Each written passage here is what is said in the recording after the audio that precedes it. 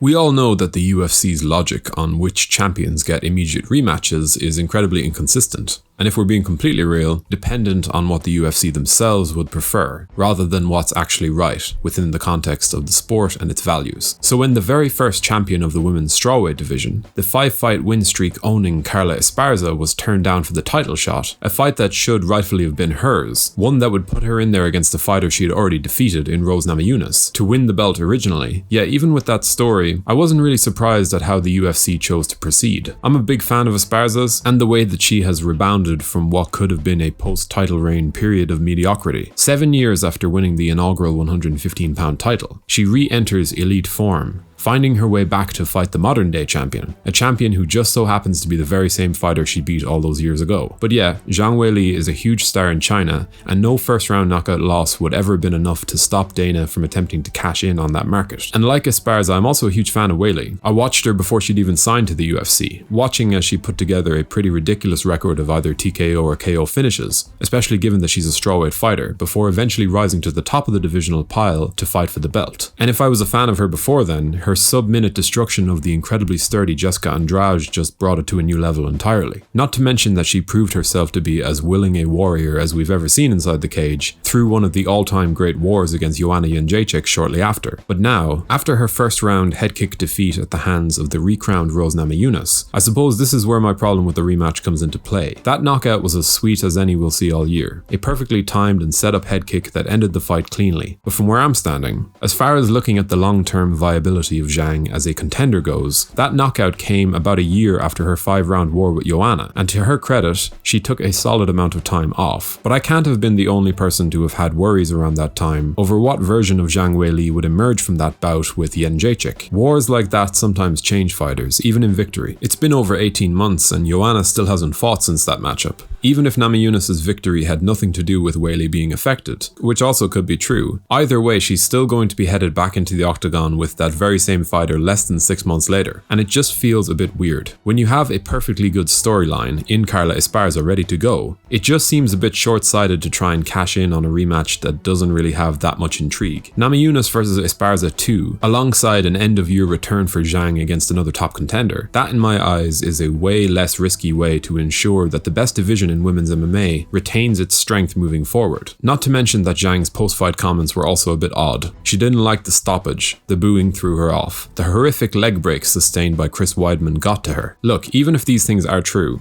and I'm not really one to put too much time into what fighters tell us, those moments in front of the camera are never the full story. But there was a certain desperation to these excuses, and I'm not fully sure of whether it was Zhang trying to convince herself, or more likely, trying to save her brand, specifically back home. On a side note, if you're enjoying this content, be sure to subscribe to the channel to stay up to date with all of our latest uploads, before leaving a comment to let YouTube's algorithms know that we're fast becoming one of the best MMA channels on the platform. As far as the excuses go though, either way, while the quick immediate rematch might seem like the most logical route for someone who believes every word that has come out of Weili's mouth since, the reality of the situation is that this is a pretty huge risk, both to her brand and to her health. And don't get me wrong, she might win, but a 1.5-year stretch that includes a brutal war with Joanna, a head kick loss, and potentially a third defeat, that's not a good look, no matter where you are in your career. And looking at the form of Rose Namajunas, who I've always maintained has the potential to be a major star, I just don't know what the UFC are looking for here. I know Esparza is not exactly an A-lister, but that strawweight title has been passed around between some absolute killers in recent years. And I do think that some stability would really suit the strawweight division right now. And while sure, I'm not ready to write off Zhang Weili just yet, I definitely think that her team and the UFC are stacking the odds against her with this move. Because look, even if the crowd noise, the stoppage, the vibe, and Chris Weidman were 100% to blame for what happened, the punishment she has taken of late is set in stone and it's no joke. And I think that if the UFC are truly looking at their presence in the Chinese market long term, they would have postponed this fight a little longer just to be safe. So yeah, I do think that the matchup has the potential to be good, but looking at it from here, I don't believe that Rose Namajunas will be stopped as she looks to go 2-0 over Zhang. And if that does happen, I think there will be a question in our minds, one that relates to the management of this hugely talented fighter's career. And I mean that about Weili. And again, I don't know this for certain. Maybe the former champion gets in there and looks like the elite presence that she once was.